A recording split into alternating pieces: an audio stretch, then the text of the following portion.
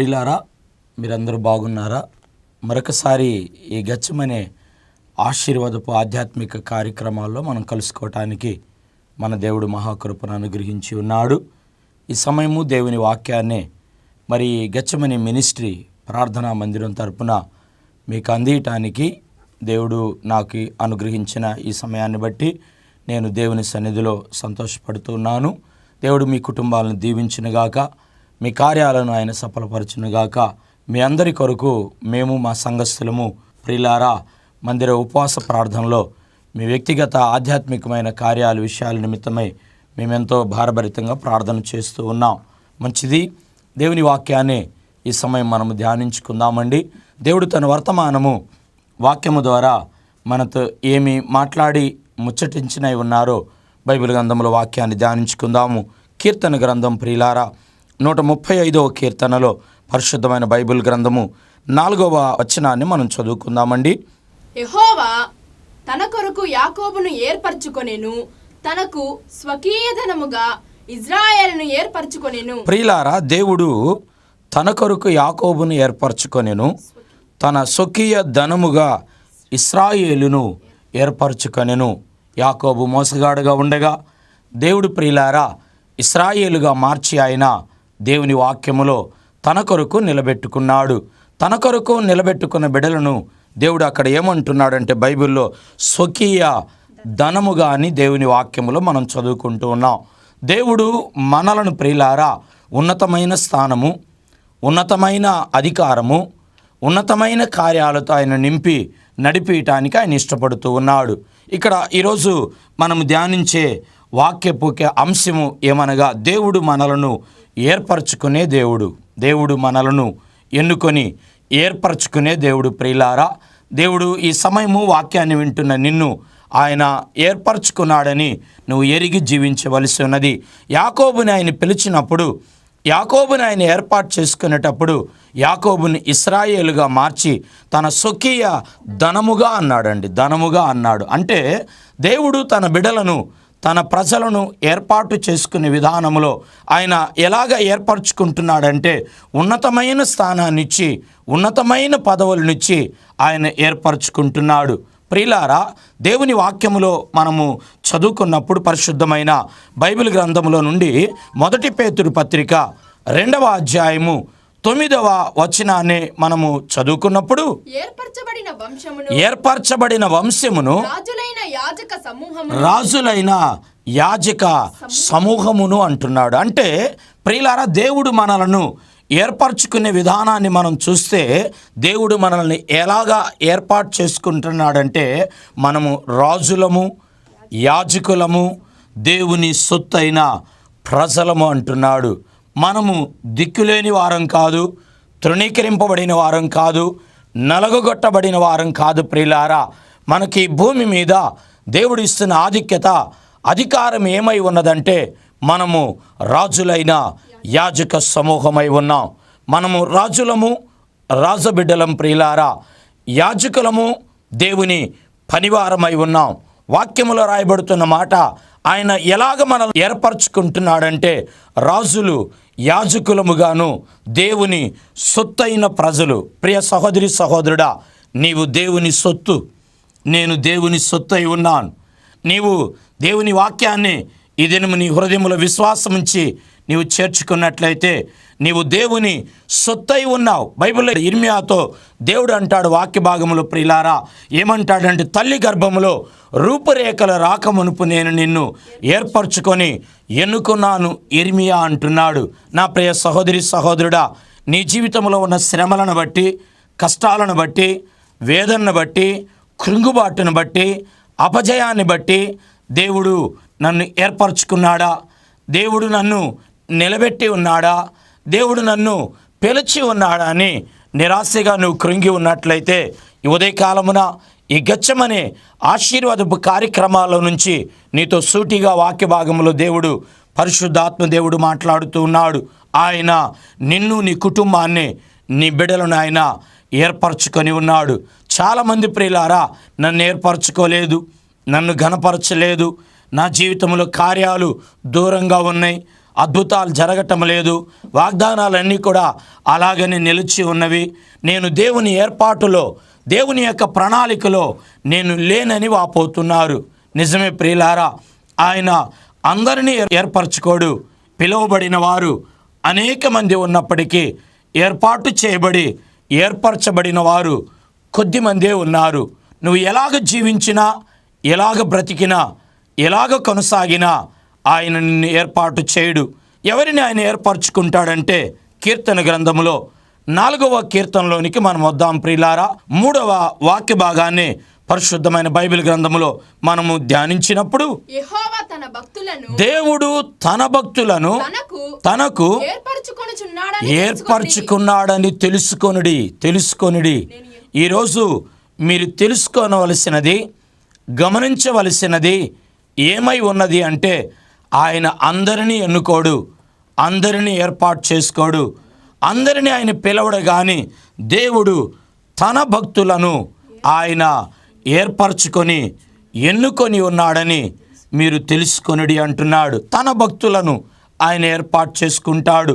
నువ్వు లోకంలో జీవిస్తే, పాపంలో జీవిస్తే, నువ్వు ఇష్టానుసారంగా దేవుని వాక్యానికి వ్యతిరేకంగా, దేవుని మందిరమునకు రాకుండా, దేవుని ఆజ్ఞకు లోబడకుండా మీ జీవితాల్లో మీరు సాగినట్లయితే దేవుడు ఏర్పాటు చేసుకోడు, దేవుడు ఎన్నుకోడు, దేవుడు తన కార్యాలు చేయడు. బైబిల్ అంటున్నాడు, తన భక్తులను ఆయన ఏర్పాటు చేసుకుంటాడు. దేవుని యందు భయభక్తులు కలిగిన వారు ఇలాగా ఆశీర్వదింపబడతారని వాక్యములు మనం చదువుకుంటున్నాం. ప్రియులారా, నువ్వు భక్తి చేయి, దేవుని యందు భయాన్ని నువ్వు నిలిచి ఉండు. దేవుని వాక్యం స్పష్టంగా ఈ సమయం మనతో మాట్లాడుతున్నది. తన భక్తులను ఆయన ఏర్పాటు చేసుకుంటాడు, ఏర్పరచుకుంటాడు. ప్రియులారా, దేవుడు ఈ సమయమున నువ్వు భక్తి జీవితంలో యథార్థంగా, సద్హృదయంతో, సద్భక్తితో, సదావగాహనతో నీవు నిలిచి ఉన్నట్లయితే నిన్ను నన్ను ఆయన ఏర్పాటు చేసుకోవటానికి, ఎన్నుకోవటానికి, ఆశీర్వదించటానికి ఆయన ఇష్టపడుతున్నాడు.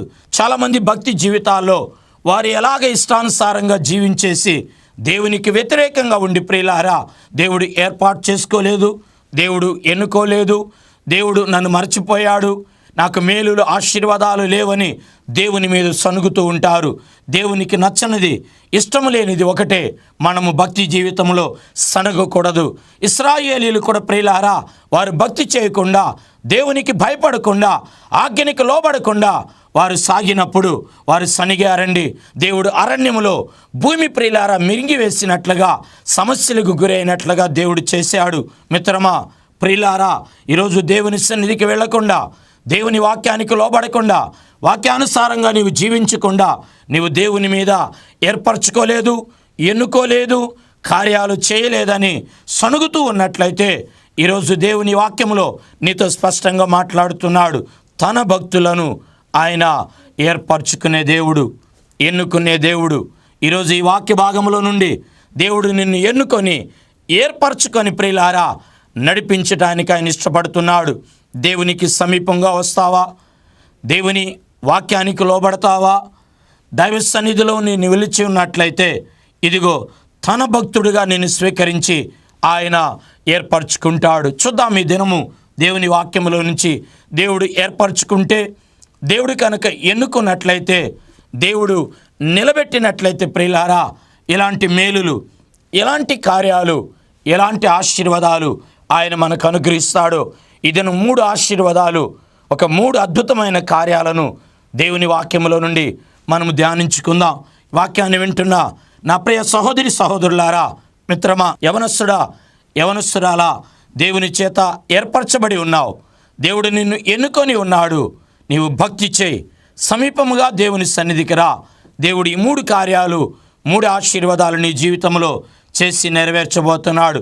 బైబిల్లో మనం మొదటి ఆశీర్వాదాన్ని మనం చూచినప్పుడు, దేవుడు ఏర్పాటు చేసుకొని ఎన్నుకున్న వారి జీవితంలో ప్రియులారా, సంఖ్యాకాండం 17వ అధ్యాయము 5 నుండి మనం కొన్ని వాక్య భాగాలను చదువుకున్నప్పుడు ఇలాగా వ్రాయబడుతూ ఉన్నదండి. అప్పుడు నేను ఎవని ఏర్పరచుకొందునో వాని కర్ర చిగురించును, ఇశ్రాయేలును మీకు విరోధముగా సనుగుచుండు సనుగులు నాకు వినబడకుండా మాన్పివేయుదును. చూడండి, ఇక్కడ అంటున్నాడు ప్రియులారా, దేవుడు మోషేతో అంటున్నాడు కదా, ఇదిగో అక్కడ ఉన్న వారందరినీ కూడా ఆ కింద 8-9 వచనాల దాకా మనం చదువుకున్నప్పుడు ప్రియులారా, అందరి కర్రలను మరి సాక్ష్యపు గుడారము దగ్గర తీసుకొని రమ్మన్నప్పుడు, ఆ గుడారము దగ్గరికి తెచ్చినప్పుడు ప్రియులారా, అహరోను కర్రను కూడా అక్కడికి తీసుకొచ్చినప్పుడు, అందరి కర్రలను ఆ గుడారములో మందసమున్న స్థలములో పెట్టినప్పుడు ప్రియమైన వారలారా, మరి అహరోను కర్ర కూడా అక్కడ పెట్టినప్పుడు దేవుని వాక్యములో ఆ కింద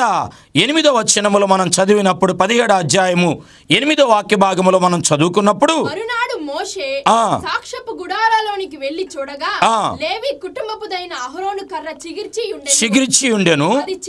అది చిగిర్చి పువ్వులు పూసి బాదము పండ్ల గలదా ఆయను. ప్రియులారా, ఇక్కడ దేవుని వాక్యములో అహరోను వంశమును, అహరోనును దేవుడు ఏర్పరచుకున్నాడు, ఎన్నుకున్నాడు. మోషేతో ప్రియులారా, దేవుని పనితో, దేవుని నిబంధనతో, దైవికమైన కార్యాలకు అహరోనుని ఏర్పరచుకున్నప్పుడు ఇక్కడ వాక్యములు చదువుకుంటున్నాం కదా, ఏర్పరచుకున్న యొక్క అహరోను కర్ర చిగుర్చెను. నా ప్రియ సహోదరి సహోదరుడా, దేవుని వాక్య భాగంలో ఇలాగ ఈరోజు మాట్లాడుతూ ఉన్నాడు. దేవుడు ఏర్పరచుకుంటే, దేవుడు ఎన్నుకున్నట్లయితే మనము చిగురిస్తాం. చిగురు అంటే చిగురు ఓ చెట్టుకి చిగురించినప్పుడు ముందు చిగురు వస్తుంది, ఆ తర్వాత ఆకులు వస్తున్నాయి, ఆ తర్వాత అది పెరుగుతుందండి, పెరిగి పువ్వు పూస్తుంది, పువ్వు పూసి అది కాయ కాస్తూ ఉన్నది. చాలా కుటుంబాల్లో చిగురుతున్నారు, చిగురు ఎండిపోతుంది, చిగురిస్తున్నారు, చిగురు రాలిపోతుంది, చిగురిస్తున్నారు, ప్రయోజనకరంగా లేకుండా ఉన్నది. ఈరోజు దేవుడు మాట్లాడుతున్నాడు.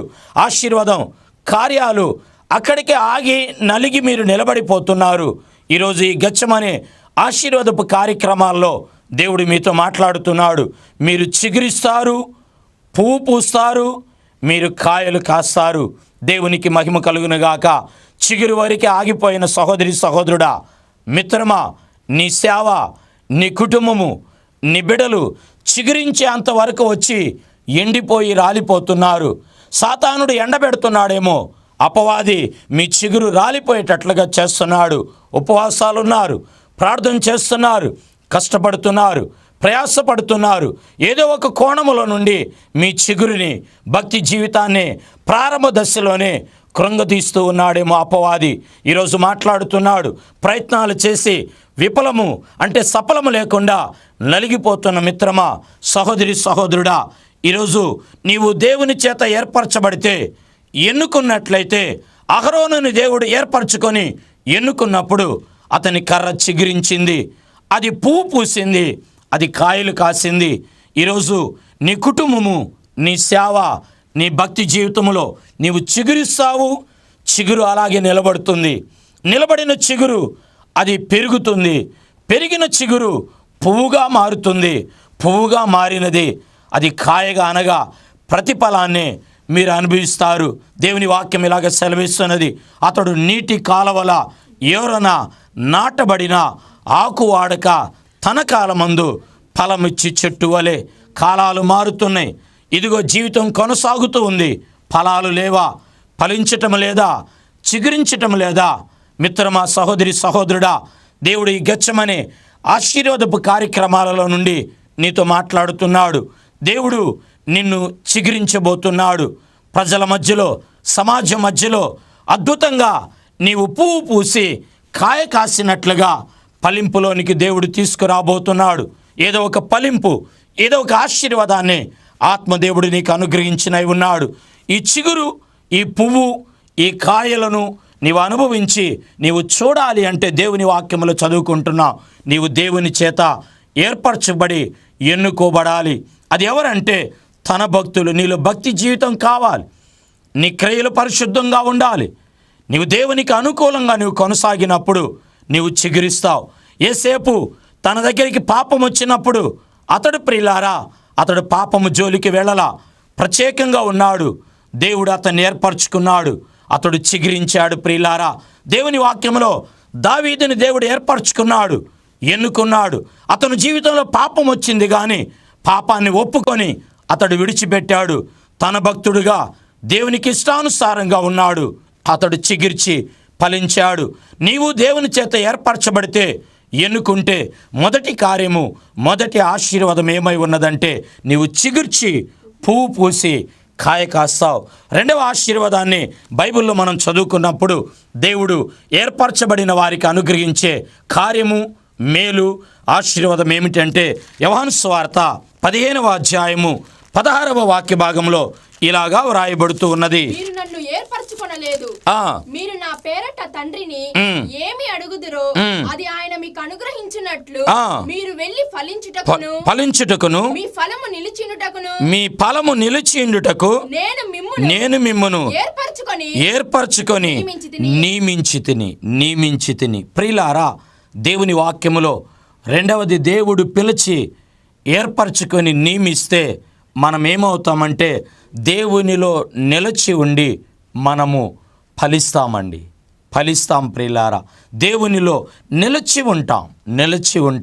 ఈరోజు రెండవ ఆశీర్వాదములో నుండి నీతో మాట్లాడేది ఏమై ఉన్నదంటే నీవు దేవునిలో నిలచిలేవు. నీవు దేవుణ్ణి ఏర్పరచుకోలేదు, కానీ దేవుడే నిన్ను ఎన్నుకొని ఏర్పరచుకొని ఉన్నాడు. సహోదరుడా, యవనస్తుడా, అమ్మా యవనస్తురాలా, దేవుని వాక్యములో నుంచి దేవుడు నీతో మాట్లాడుతున్నాడు. నీ జీవితం విలువైనది, నీ జీవితం దేవునికి ఇష్టమైనది. దేవుడే నిన్ను ఎన్నుకొని ఏర్పాటు చేసుకున్నాడు. నీవు దేవుణ్ణి ఎన్నుకోలేదు. ఎందుకనగా దేవుడు ఎన్నుకొని ఏర్పరచుకున్నట్లయితే దేవునిలో నువ్వు నిలిచి ఉంటావు. చాలా సందర్భాల్లో పడిపోయావు, చాలా సందర్భాల్లో దూరమయ్యావు, చాలా సందర్భాల్లో దేవుని మీద నువ్వు సేవకుని మీద అలిగి ఉన్నావు, చాలా సందర్భాల్లో నీవు దేవునికి వ్యతిరేకంగా ఉన్నావు. అనగా నీవు నిలచిలేవు, నిలబడిలేవు. ఇక నుంచి భక్తి జీవితంలో ఇంతకుముందు పడిపోయి లేచి ఉన్నావు. ఇప్పుడు దేవుడు నీవు పడిపోకుండా, పతనం అవ్వకుండా, దేవునికి దూరం అవ్వకుండా ఆయనలో నిన్ను నిలబెట్టబోతున్నాడు. ఆయనలో నిన్ను బలపరచబోతున్నాడు. ఏదో ఒక కార్యం కోసము, ఏదో ఒక అద్భుతం నీ వల్ల జరగటానికి పరిచర్యలో, సంఘములో ప్రియులారా నిన్ను ఏర్పరచుకొని నిన్ను ఆయన నిలబెట్టబోతూ ఉన్నాడు. నా ప్రియ సహోదరి సహోదరుడా, నీ సంఘములో దేవుడు నీ సేవకుని దగ్గర నిన్ను నిలబెట్టాడు. సేవకునికి ప్రయోజనకరంగా ఉన్నావా? సంఘానికి ప్రయోజనకరంగా ఉన్నావా? నీ తల్లిదండ్రులకు ప్రయోజనకరంగా ఉన్నావా? సమాజానికి, సంఘానికి ప్రయోజనకరంగా నీవు జీవిస్తూ ఉన్నావా? ఒకవేళ అలాగా జీవించకుండా ఉన్నట్లయితే ఈరోజు నీ జీవితంలో ఒకసారి ప్రశ్న వేసుకో. దేవునిలో నీవు నిలిచి ఉండు. ఇదిగో దేవుని సన్నిధిలో నిలిచి ఉండటానికి, దేవుని సన్నిధిలో ఫలించటానికి ఆయన నిన్ను ఏర్పరచుకున్నాడు. దేవుని వాక్య భాగంలో మనం చదువుకుంటున్నాం ప్రియులారా. ఒకటి, ఆయన మనము చిగుర్చి ప్రియులారా పువ్వు పూసి కాయ కాస్తాము. రెండవది, దేవుడు ఎన్నుకొని ఏర్పరచుకున్నట్లయితే మనము నిలిచి ఉంటాము, ఫలిస్తాము, ప్రయోజనకరంగా ఉంటాం. ఈ సంవత్సరం, ఈ మాసాల్లో నీవు నిలిచి ఉంటావు, ఫలిస్తావు, ప్రయోజనకరంగా ఉంటావు. భయపడవద్దు, దిగులు పడవద్దు, నిరాశగా ఉండవద్దు. ఏదో కార్యం కోసం దేవుడు నిలబెట్టబోతున్నాడు. ఏదో కార్యం కోసం దేవుడు నిన్ను ఫలింపులో నడిపించబోతున్నాడు. ఏదో అద్భుతం కోసం దేవుడు ప్రయోజనకరంగా నిన్ను నడిపించినై ఉన్నాడు. నా ప్రియ సహోదరి సహోదరులారా, ఇప్పుడు మూడవదిగా దేవుడు ఏర్పరచుకొని ఎన్నుకున్నట్లయితే మూడవదిగా నీ జీవితంలో జరిగే కార్యమేమనగా దేవుని వాక్యంలో చదువుకుందామండి. మూడవదిగా, ఒకటి, ఆయన ఏర్పరచుకుంటే చిగురిస్తాము. రెండు, ఆయన ఏర్పరచుకున్నట్లయితే నిలిచి ఉంటాము. మూడవది, ఆయన ఏర్పరచుకున్నట్లయితే కీర్తన గ్రంథము 80వ కీర్తన 17వ వచనాన్ని చదివినప్పుడు 80వ కీర్తన 17వ వాక్య భాగాన్ని మనం చదువుకుందామండి. నీ కుడి చేతి మనుషునికి తోడుగాను నీ కొరకై ఏర్పరచుకున్న నరునికి తోడుగాను. దేవునికి మహిమ కలుగును గాక. హల్లెలూయా, ఆమేన్, హల్లెలూయా. దేవుడు ఏర్పరచుకుంటే ఆయన తోడుగా ఉంటాడు. ప్రియులారా, దేవుడు ఏర్పరచుకున్న వారికి మూడవ ఆశీర్వాదం, మూడవ కార్యం ఏమిటంటే ఆయన తోడుగా ఉంటాడు. నీకు తోడుగా ఉండబోతున్నాడు, నిన్ను తోడుగా ఉండి నడిపించబోతున్నాడు. ఆది కాండములో రాయబడుతున్న మాట 26వ అధ్యాయం 3వ వచనములో ప్రియులారా, ఇస్సాకుకి దేవుడు ఏం చేసి ఉన్నాడంటే బైబిల్ గ్రంథంలో ప్రియులారా, ఆయన తోడుగా ఉన్నాడు. ఆ సంవత్సరము విత్తనము వేసినప్పుడంట అతడు 100 అంతల ఫలమును పొంది ఉన్నాడు. 100 అంతల ఫలమును పొందాడు ప్రియులారా. కాబట్టి దేవుని వాక్యములో రాయబడుతున్న మాట, దేవుడు మనల్ని ఏర్పరచుకుంటే, ఎన్నుకుంటే మూడవ కార్యము, మూడవ ఆశీర్వాదం ఏమై ఉన్నదంటే, మనం ప్రియులారా మనకు దేవుడు తోడుగా ఉంటాడు. దేవుడు నీకు తోడుగా లేడు అనుకుంటున్నావు, నీ కుటుంబానికి తోడుగా లేడు అనుకుంటున్నావు, నీ బిడ్డలకు తోడుగా లేడు అనుకుంటున్నావు. ఈ గెత్సెమనే ఆశీర్వాదపు ఆధ్యాత్మిక కార్యక్రమము ద్వారా దేవుడు మీ కుటుంబాలకు ఆయన తోడుగా ఉంటున్నాడు. ఈ వర్తమానము ద్వారా ప్రియులారా దేవుని తోడుని మీరు సంపాదించుకుంటున్నారు. దేవుడు మీకు తోడుగా ఉన్నాడు. బైబిల్లో ఇస్సాకుకు తోడుగా ఉన్నప్పుడు అతడు ఫలించాడు, 100 ఫలాన్ని పొందాడు. అపోస్తలుల కార్యము 18వ అధ్యాయము 10వ వాక్య భాగంలో రాయబడుతున్న మాట ప్రియులారా, నేను నీకు తోడై ఉన్నాను, నీకు హాని చేయుటకు నీ మీదికి ఎవడును రాడు. దేవుడు తోడుగా ఉంటే ఇస్సాకు ప్రియులారా ఫలించాడు, 100 ఫలం పొందాడు. పౌలుతో అంటున్నాడు అపోస్తలుల కార్యం అపోస్తలులతో 18వ అధ్యాయం 10వ వచనములో ప్రియులారా, అపోస్తలులతో దేవుడు బోధిస్తున్నాడు, నేను నీకు తోడుగా ఉన్నాను, ఈ పట్టణములో ఎవరు నీ మీదకి రాడు, నీకు హాని కలగదు. దేవుడు తోడుగా ఉంటే హాని కలగదు, ఎవరు నీ మీదకి రాడు. సాతానుడు శోధించి ఇదిగో అనేక ప్రయోగాలతో నీ మీదకి వస్తున్నాడేమో. మిత్రమా, సహోదరి సహోదరుడా, నలిగిపోతున్న మిత్రమా, వేసారి దేవునికి దూరంగా ఉన్న నా ప్రియ నేస్తమా, ఈరోజు దేవుడు మాట్లాడుతున్నాడు వాక్యములో నుంచి. ఆయన తోడుగా ఉంటే నీకు హాని కలగదు, హాని అపాయము నీ మీదకి వస్తున్నది, నీకు కీడు కలగదు ఆయన తోడుగా ఉంటే. బైబిల్లో 3వ ఆశీర్వాదాన్ని గూర్చి దేవుని వాక్యములో మనం చదువుకుంటున్నాం. ఆయన మనల్ని ఏర్పరచుకొని ఎన్నుకున్నట్లయితే ప్రియులారా దేవుడు తోడుగా ఉంటాడు. దేవుడు తోడుగా ఉంటాడు. నిన్నెన్నుకున్నాడు, నిన్ను ఏర్పాటు చేసుకున్నాడు. ఒకవేళ ఇప్పటి వరకు ఎన్నుకొని ఏర్పరచుకోకపోతే ఈరోజు కీర్తన 4:3 ప్రకారంగా నువ్వేం చేస్తావంటే, తన భక్తురాలుగా మారు, నీ క్రియలను మార్చుకో, నీ జీవితంలో పరిశుద్ధతను కొనసాగుకో. దేవుడు నిన్ను 1 పేతురు 2:9 ప్రకారంగా రాజులైన యాజక సమూహముగా ఏర్పరచుకొని తనకి సొత్తుగా నిన్ను నియమించి ప్రియులారా ఈ 3 కార్యాలు, ఈ 3 ఆశీర్వాదాలను నీకు అనుగ్రహించడానికి ఇష్టపడుతున్నాడు.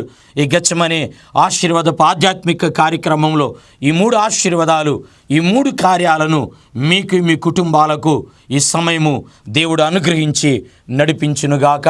తలలుంచినట్లయితే ప్రార్థన చేసుకుందాం ప్రియులారా. మీ నిమిత్తం ప్రార్థన చేయబోతున్నాను. ఈ ప్రార్థన ద్వారా యేసు నామములో దేవుడు మిమ్మల్ని, మీ కుటుంబాలను, బిడ్డలను ఏర్పరచుకొని కార్యాలు చేయబోతున్నాడు. ప్రార్థించుకుందాం. ప్రేమ కలిగిన మా ఘన తండ్రి, సర్వాధికారి, మీకు వందనాలు. ఏ యోగ్యత లేని, ఏ మంచి లేని మా జీవితాల్లో మీరు రాజులైన యాజక సమూహముగా ఏర్పరచుకొని ప్రభువా ఎన్నుకుంటూ ఉన్నారయ్యా.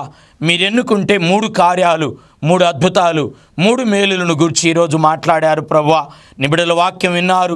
ఈ 3 ఆశీర్వాదాలతో, 3 కార్యాలతో నింపి నడిపి ప్రభువా, ఈరోజు సంతానము లేకుండా, గర్భఫలము లేకుండా ఉన్నట్లయితే సంతానము లేని వారికి ఏర్పరచుకొని సంతాన ప్రాప్తిని కలుగుచే ప్రభువా. ఉద్యోగం లేని వారు ప్రభువా ఈరోజు మీరు ఏర్పరచుకొని ఉద్యోగాన్ని మీరు దయచే తండ్రి, మీకు వందనాలయ్యా. వివాహాలు సమకూర్చబడకుండా ఉన్నట్లయితే ఈరోజు మీరు ఏర్పరచుకొని ఎన్నుకొని వివాహాలు సమకూర్చి మేలులతో నింపు ప్రభువా. ఈ కార్యక్రమాన్ని చూచి వింటున్న బిడ్డలకి తృప్తికరమైన ఆశీర్వాదాలతో నింపు ప్రభువా. వచ్చే వారం మేము ఇదే ఛానల్లో ఇదే సమయంలో కలుసుకోవటానికి నీ మహాకృపను అనుగ్రహించి నడిపించమని యేసు నామమున ప్రార్థిస్తున్నాము తండ్రి. ఆమెన్. రక్షకుడైన క్రీస్తు కృప సదా తోడై ఆశీర్వదించి బలపరిచి నడిపించునుగాక. ఆమెన్. మీ అందరికీ వందనాలు. దేవుడు మిమ్మల్ని దీవించునుగాక. వచ్చే వారము ఇదే సమయానికి మరలా కలుసుకుందాం.